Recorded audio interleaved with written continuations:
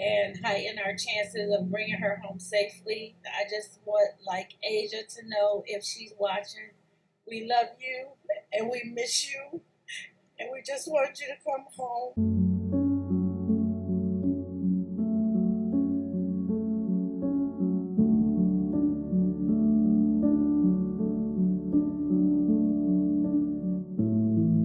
What's good, guys? Welcome back to the Milk Carton series. I'm your host, Stephanie, if you are new. And as always, guys, we thank you for tuning in. Now, there has been a lot going on in the world, and there has been a lot of frustrations when it comes to the bigger picture of when people go missing and how the national media does not, how the media does not focus on smaller missing person cases. And I really want you guys not to, it's okay to be upset, but I have come to a point in my life that we have to do our part, and that's why I created the Milk Carton series. One day we will be big, and one day people will be coming to us to put their cases on here so it can get more exposure. I stand on that and basically let you guys know it is okay to be outraged. It's okay to feel. But just don't stay in those feelings. We have to keep doing the work. We have to keep getting back to what matters most. So just remember that. Now, today's story focuses on a missing persons case. Today we focus on 16-year-old Asia Wilbon. Asia went missing from the Kent, Washington area, and she was last seen on February 12th of 2020. Now, she was last seen on February 12th by her family. Her family had stated that Asia recently lost her mother, but she was also very much a homebody, very introverted, and honestly, she probably was just really going through a rough time. And depending on the relationship with her mother, I can only imagine, especially as a grown woman who has lost her biological mother and father. So I can only imagine the feelings that Asia was feeling, And it's truly sad because at 16, I can only imagine how one handles that. Like I was a grown woman handling that. Well, it had been stated that when the family returned home that Asia was not in the house, and that was very unlike her. So this was such a suspicion. So her father and them reported her missing on February 13th of 2020. Now, when law enforcement began to ping her cell phone, it had pinged on Federal Way around 1:35 p.m. on February 13th. But then Asia's phone, of course, was either dead or the battery, of course, had died.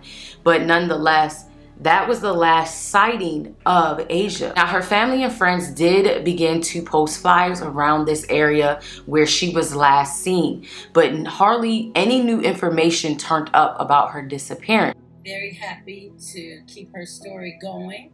That is not forgotten.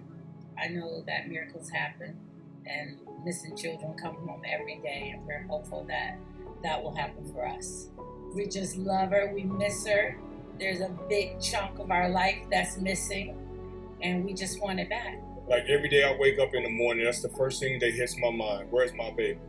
4 days later, it had been reported that Asia was at this transit center on Federal Way around 9:30 a.m. So family and friends began to, again, of course, search the area, canvass it to find anything that would lead to Asia. On February 25th, it had been reported that law enforcement received a tip about Asia. It had been stated that she was wearing black and that she was upset about her mother's death.